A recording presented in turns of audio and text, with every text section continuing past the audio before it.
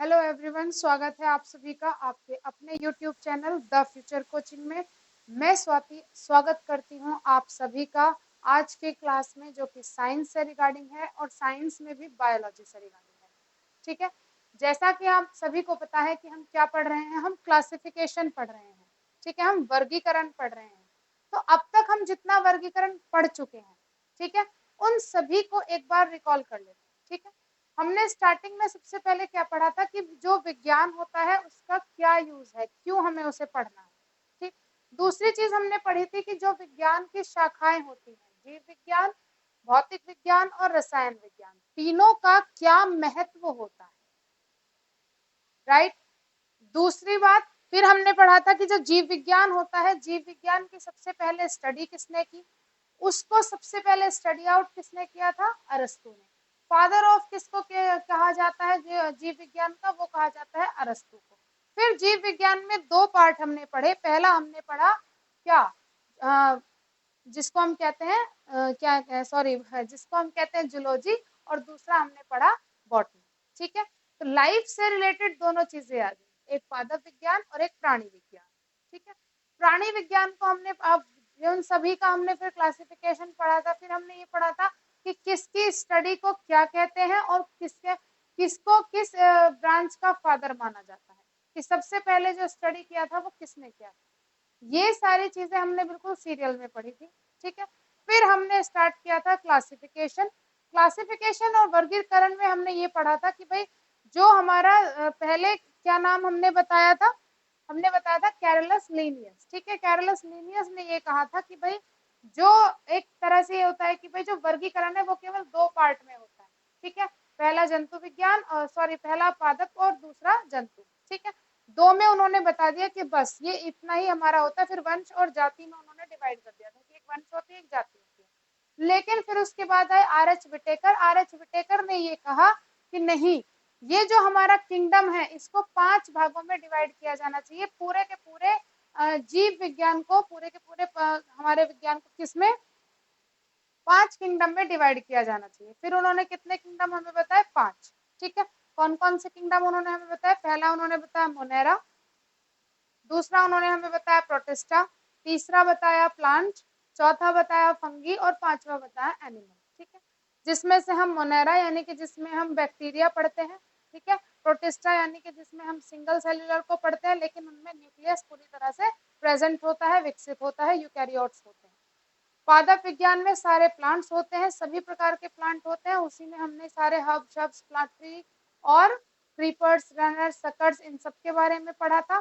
ठीक है, उसके बाद आज बात ही आती है एनिमल। ठीक, तो आज की जो हमारी क्लास होगी वो होगी जंतुओं के बारे में। तो आज का टॉपिक हमारा होगा जंतुओं का वर्गीकरण।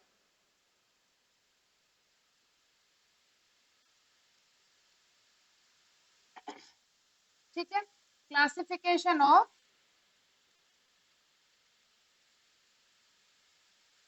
एनिमल। ठीक है, अब एनिमल को हमने एक अलग कि पूरे के पूरे किंगडम में रखा है। क्यों? क्योंकि एनिमल अपने जो कुछ कैरेक्टर होते हैं उनको अलग दर्शाते हैं। ठीक है, उनका बॉडी स्ट्रक्चर या फिर अगर हम बात करें उनके रहन सहन के तरीकों की, ठीक, तो वो सारी चीजें अलग अलग होती हैं। एक एनिमल के अंदर ये क्षमता होती है कि वो एक जगह से दूसरी जगह पे जा सकता है, प्लांट ऐसा नहीं कर सकता है।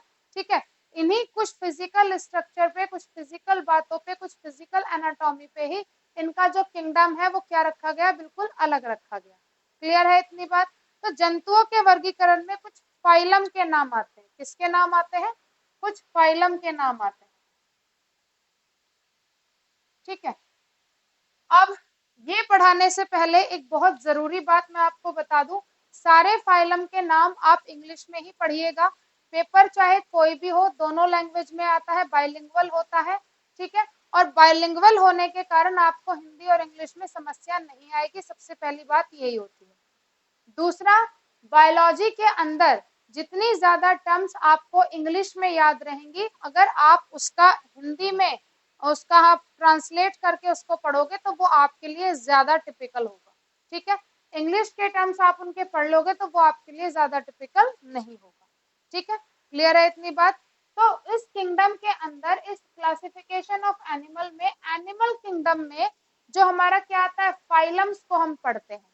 ठीक है, अलग अलग एक एक फाइलम और उनके कुछ कैरेक्टर्स, कि भाई हमने किन जंतुओं को उस फाइलम में रखा। ठीक, इसके रिगार्डिंग आपसे क्वेश्चन पूछा जाता है, आपको कोई भी एक नाम दे देंगे, ठीक है, या आपको एक नाम दे दिया यूस्पोंजिया, ठीक है, आपसे पूछेंगे बताइए ये किस किंगडम से बिलोंग करता है, आप उसको इजीली बता दोगे, स्पॉन्जिया है तो एनिमल किंगडम से बिलोंग करेगा। आपसे पूछा गया कि ये किस फाइलम से बिलोंग करता है, ठीक है, अब क्योंकि एनिमल किंगडम से है तो यहाँ पे बहुत सारे फाइलम होते हैं, ठीक, तो आप बता दोगे कि ये पॉरीफेरा से बिलोंग करता है। ठीक, तो इसी तरह से यही सारी चीजें मैं आपको यहाँ पर आज बताते चलूंगी, और आप उन्हें अपनी जो भी आपके पास रिसोर्स है आप उसमें नोट करते चलेंगे। ठीक है, ज्यादा टिपिकल कुछ भी नहीं करेंगे, बहुत आसानी से सारी चीजें आपको समझ में आ जाएंगी। ठीक, चलिए स्टार्ट करते हैं। तो यहाँ पे जो सबसे पहला फाइलम हमारा आ जाता है,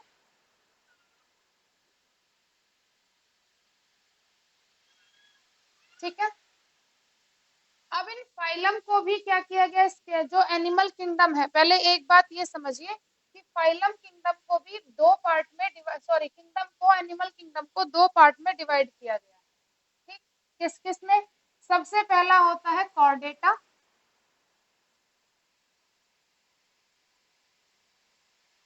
और दूसरे होते हैं नॉन कॉर्डेटा।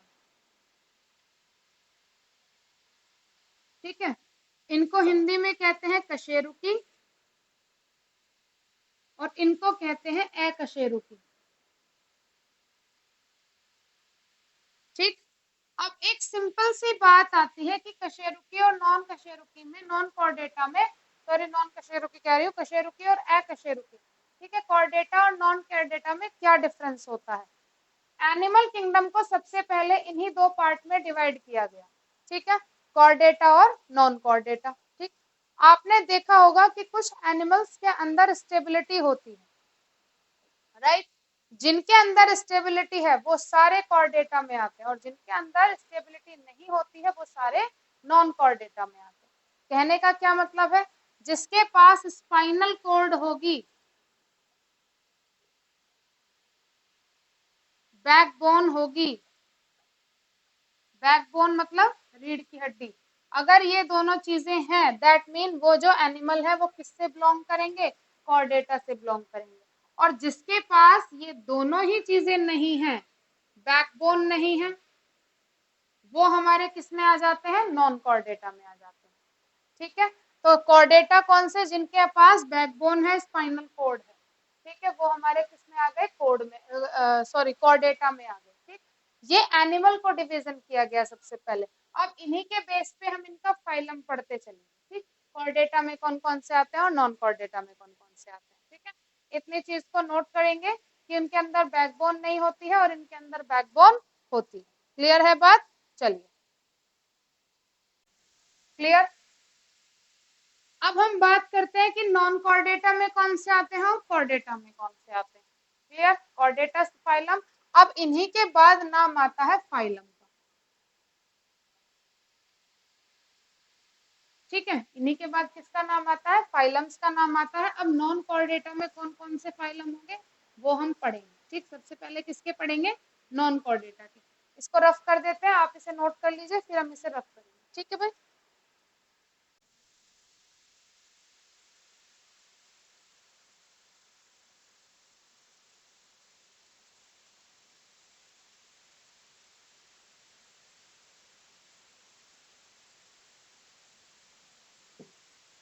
चलिए, तो सबसे पहले हम पढ़ेंगे नॉन कॉर्डेटा एनिमल को। किसको पढ़ेंगे, नॉन कॉर्डेटा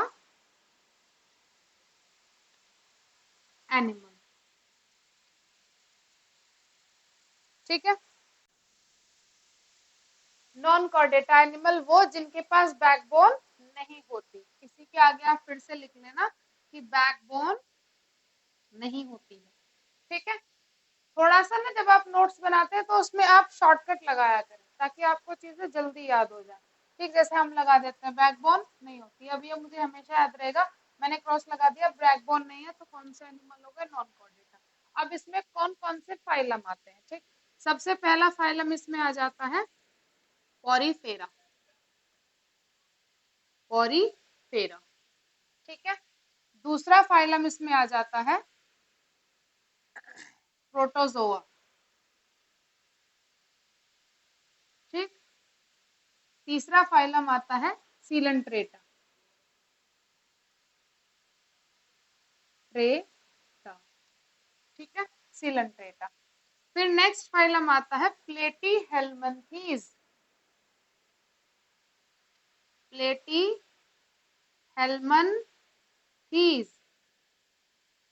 ठीक है। नेक्स्ट हमारा फिफ्थ आता है निमेटोडा, ठीक है। और नंबर 6 पे हमारा आ जाता है Porifera, protozoa, Coelenterata, Platyhelminthes, Nematoda. और नेक्स्ट हमारा आता है Annelida,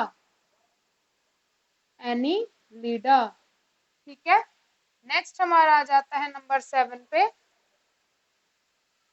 arthropoda, arthropoda. Number 8 Platyhelminthes, Nematoda, Annelida, arthropoda. फिर आता है मोलस्का, MOLOUSKA,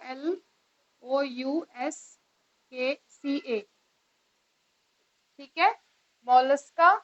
एकाइनोडर्मेटा, एकाइनोडर्मेटा, ठीक है, एकाइनोडर्मेटा, ठीक। नेक्स्ट हमारा आ जाता है देन हेमिकॉर्डेटा। नंबर 10 पे क्या आ गया, हेमिकॉर्डेटा, ठीक है। ये हमारे आ जाते हैं नॉन कॉर्डेटा एनिमल के फाइलम। ये किसके हो गए, ये हो गए नॉन कॉर्डेटा एनिमल के फाइलम, ठीक है। Porifera, protozoa, Coelenterata, Platyhelminthes, Nematoda, Annelida, arthropoda, Mollusca, echinodermata, Hemichordata, ठीक है। अब अगर हम बात करें कॉर्डेटा की, ठीक है, किसकी अगर मैं बात करूं, कॉर्डेटा, ठीक। तो कॉर्डेटा में हमारे कौन कौन से आ जाते हैं वो अब हम देखेंगे,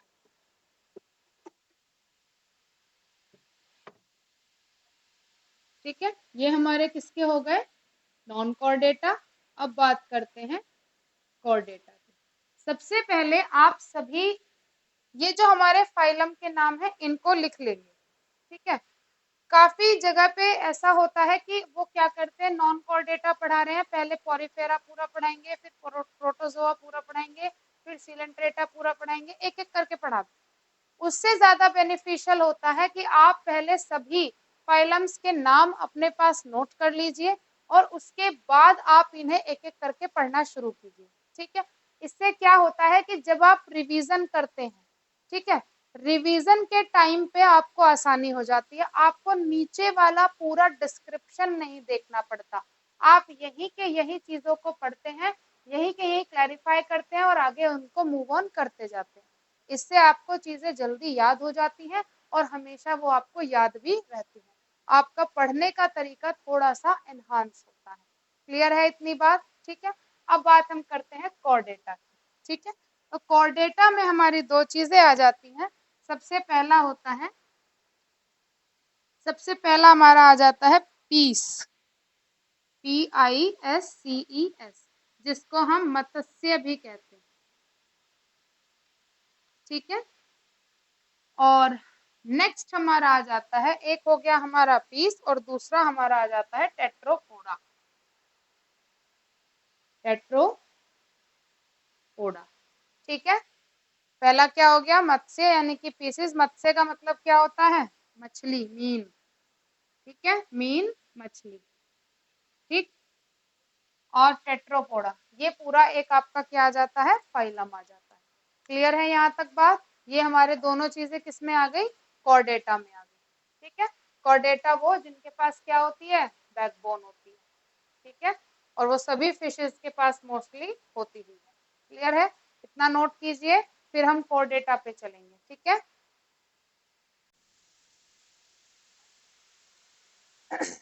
कॉर्डेटा की अगर हम बात करेंगे तो ये दोनों ही हमारे क्या आ जाते हैं, ये दोनों ही हमारे फाइलम आ जाते हैं।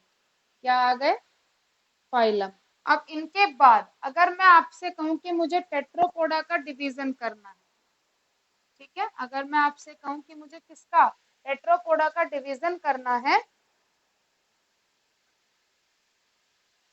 तो ये डिवीजन क्या कहलाएगा, ये डिवीजन आपका कहलाएगा क्लास। टेट्रोपोडा और पीसेस ये हमारे क्या हो गए, दोनों फाइलम हो गए। अब इसके बाद जो टेट्रोपोडा का डिवीजन होगा वो क्या कहलाएगा, ये डिवीजन कहलाएगा क्लास। ठीक है, अब हम जो टेट्रोपोडा की क्लास में देखेंगे क्या क्या चीजें, कौन कौन सा उसमें क्लासेस आ जाती है।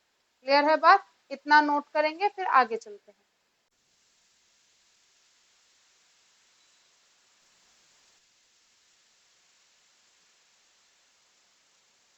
ठीक है, तो अब टेट्रोपोडा की क्लास हम देखेंगे।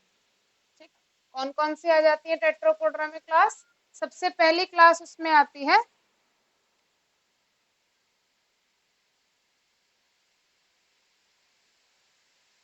टेट्रोपोडा में, कौन से आ जाते हैं, सबसे पहली क्लास आती है एम्फीबिया।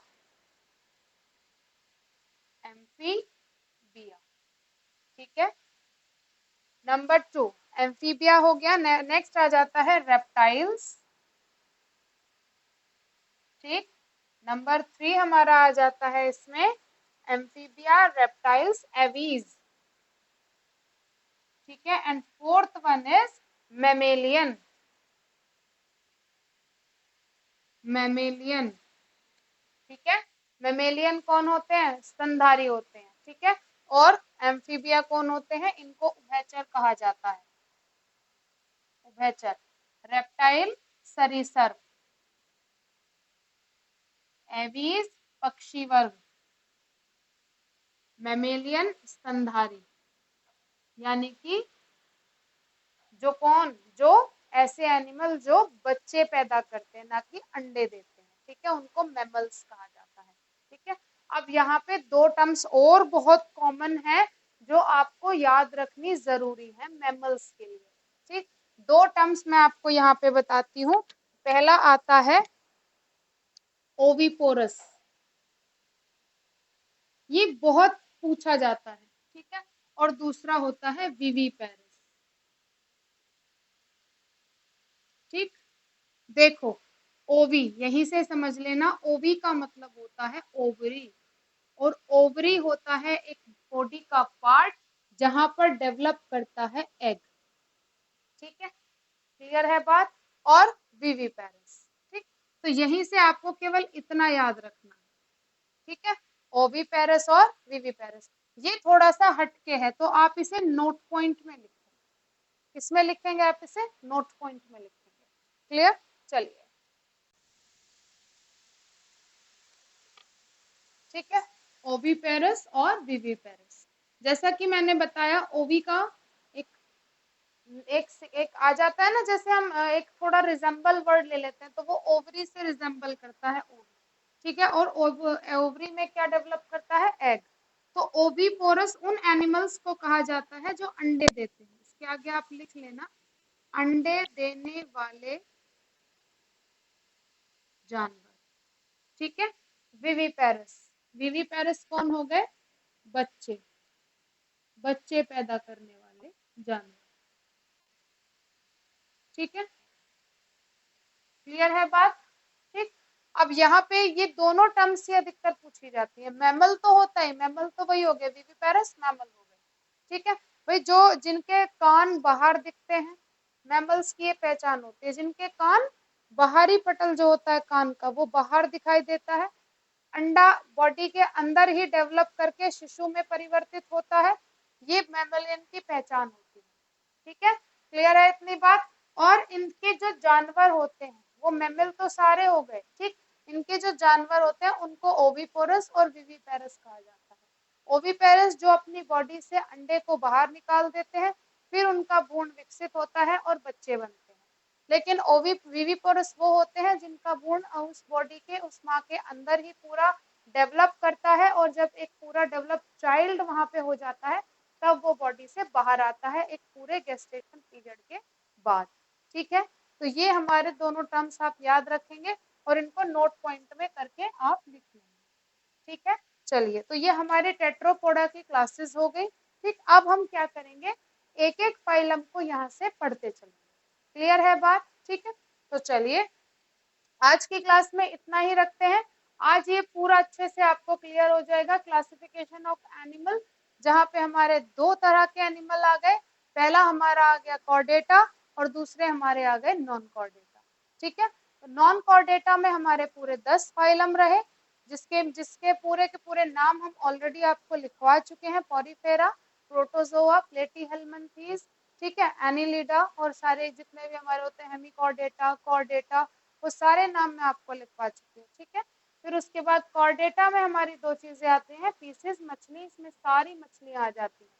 ठीक है, और फिर टेट्रोपोडा, टेट्रोपोडा में ये सारी चीजें आती हैं। एम्फीबिया, उभयचर, देखो उभयचर वो होते हैं जो पानी और पानी में और जमीन पे दोनों जगह पे रह लेते हैं। रेप्टाइल, सरीसृप, सारे रेंगने वाले जो जिगजैग वे में चलते हैं, ऑल द आर, ठीक है, वो सब क्या होते हैं, रेप्टाइल्स होते हैं। एवीज, पूरा का पूरा पक्षी वर्ग, मेमेलियन, सारे स्तनधारी। ठीक है, ये दो टॉपिक आज हमने अपनी इस क्लास में खत्म किए। अब नेक्स्ट क्लास से हम पढ़ना शुरू करेंगे एक एक फाइलम को। ठीक है, एक एक फाइलम हम उठाते चलेंगे, पढ़ते चलेंगे, उनके क्या कैरेक्टर होते हैं, उनमें कौन कौन से एनिमल पाए जाते हैं। क्लियर है? तो चलिए आज की क्लास को यहीं पर विराम देते हुए मिलते हैं नेक्स्ट क्लास में एक नए टॉपिक के साथ। तब तक पढ़ते रहिए और अपने साथ दूसरे लोगों को भी थोड़ा सा आप उनको मोटिवेट कीजिए कि आप उन्हें क्या कर सके, आप उन्हें इसी दिशा में पढ़ने की तरफ आप उन्हें लगा सके। ठीक है, जैसा कि मैं हमेशा से कहती हूँ, पढ़ना केवल एग्जाम के लिए जरूरी नहीं होता, अपने एनवायरमेंट को, अपने देश को जानने के लिए भी पढ़ना बहुत जरूरी है। क्लियर है? चलिए मिलते हैं नेक्स्ट क्लास में, तब तक के लिए थैंक यू सो मच।